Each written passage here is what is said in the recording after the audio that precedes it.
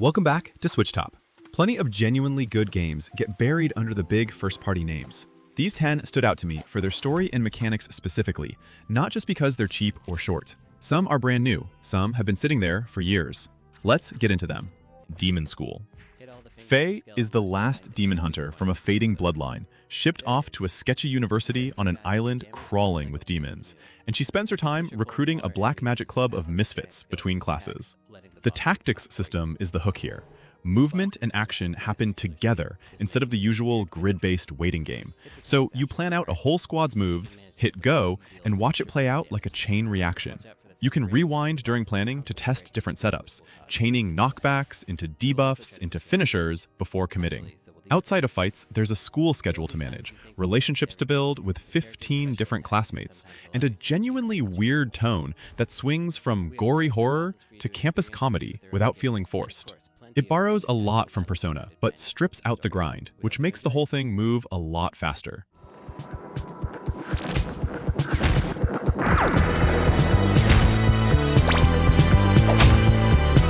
Pipistrello and the Cursed Yoyo.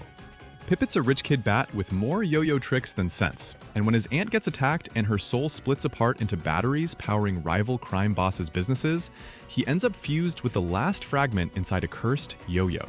It plays like a GBA-era Zelda. If the sword got swapped for a yo-yo, you fling it to hit switches and enemies, bounce it off angled walls to hit around corners, and slowly pick up more tricks that double as traversal tools and puzzle solutions. Each district has its own crime boss with a signature gimmick guarding a piece of that soul, and the writing leans into corporate drama and betrayal without losing its sense of humor. Combat gets legitimately tough later on, and dying costs you money, so there's real weight to the puzzle rooms. It's basically a love letter to Game Boy Advance adventure games, built from the ground up.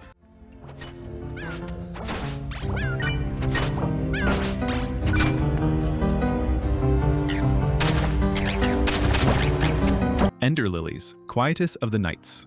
Lily wakes up as a priestess in a kingdom wiped out by a plague that turns the dead into corrupted, blighted monsters, and her whole purpose is putting those souls to rest one by one.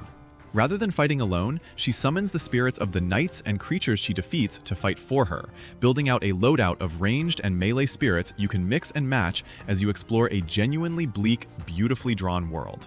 The map opens up Metroidvania style as you gain new movement abilities, but the real hook is how the story unfolds through environmental detail and short memory flashes, rather than dialogue dumps. Bosses hit hard and demand you actually learn their patterns, but Lily's dash and parry give you enough tools to fight back. It's a quiet, sad game that never oversells its emotional beats.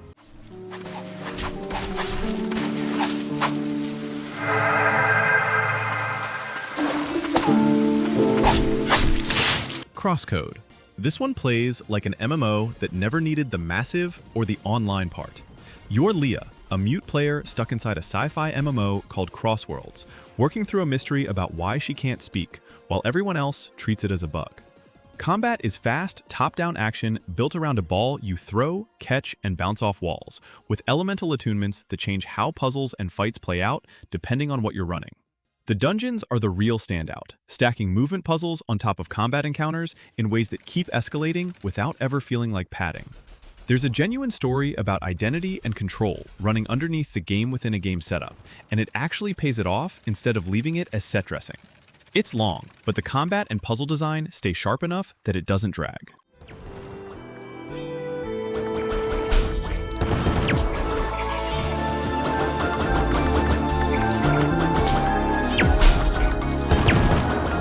Katana ZERO. You're a hitman with amnesia, a talking therapist you may or may not trust, and a drug that lets you slow down time enough to plan out a room full of guys with guns using nothing but a sword. Every level is a single-hit kill puzzle you solve through trial and error, dashing, deflecting bullets, and chaining kills together before the whole thing plays back like a slick action movie once you clear the room. The story unfolds through therapy sessions and increasingly unreliable dialogue, and it keeps pulling the rug out on what's actually real. It's short, but the pixel art and neon aesthetic do a lot of heavy lifting, and the soundtrack matches the pace of the combat almost perfectly. There's a real mystery under the stylish violence, and the game trusts you to piece it together instead of explaining everything outright.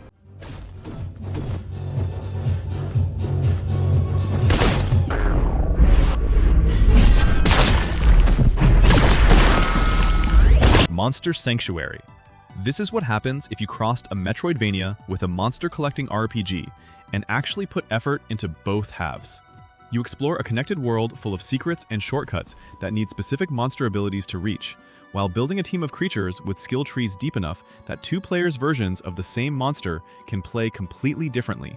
Battles are turn-based with a combo system tied to monster positioning, so figuring out synergies between your team matters more than just leveling up. Story's fairly light. You're a monster keeper investigating a magical catastrophe, but it's not really the point. The point is the sheer amount of build variety and exploration packed into a game that could have easily coasted on the collect monsters hook alone.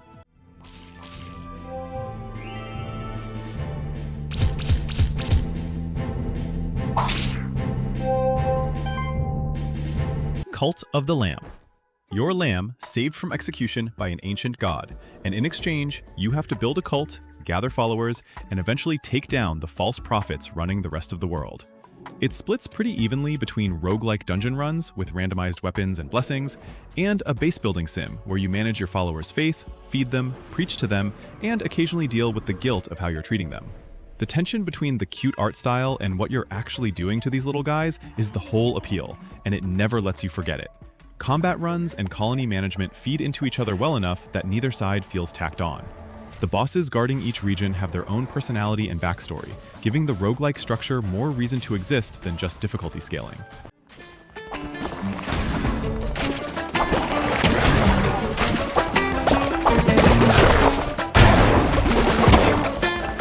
Moonlight Peaks. You're Dracula's kid, running off to a rundown family estate to prove you can build a life around kindness instead of the family business.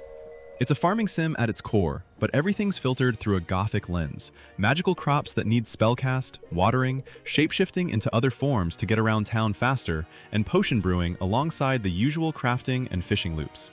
The cast is where it earns its keep, with werewolves, witches, mermaids, and a genuinely funny roster of romance options, including Death himself, all written with more personality than the genre usually bothers with. The story about 7 feuding families builds slowly, but once it kicks in, it becomes the actual reason to keep playing rather than just an excuse for more farming. It's a cozy game that doesn't pretend everything about being undead is cozy.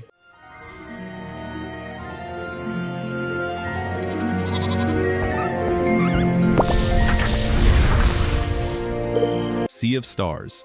2 solstice warriors, Valir and Zale, combine sun and moon magic to fight back against an alchemist who's been twisting living things into monsters. Combat runs on timed hits for both attacks and blocks, plus a combo system where your whole party builds toward a shared special meter, and enemies have specific elemental weaknesses you actually have to track instead of brute forcing. The world's built with visible dungeon puzzles instead of random encounters, so exploring feels like it matters rather than being a treadmill between fights. What sells it is the pacing. It never overstays a location, and the story about sacrifice and legacy gets genuinely heavy without losing the charm of the pixel art and soundtrack. It wears its Chrono Trigger influence openly, but the turn-based combat twists are enough to make it its own thing.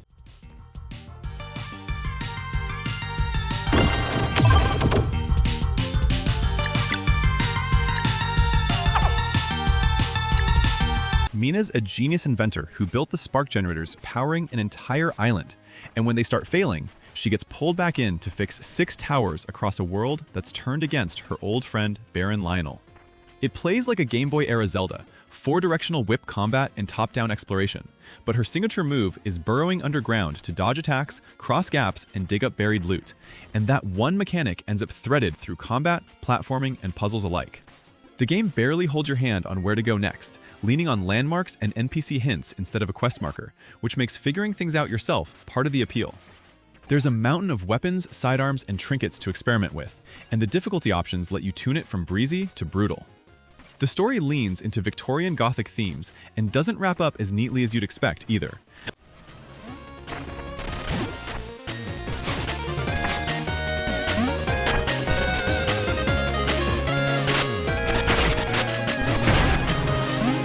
That's the list. 10 Switch games that don't get talked about nearly enough for what they actually do with their story and mechanics. If you've played any of these or think something got left off, drop it in the comments. See you in the next one.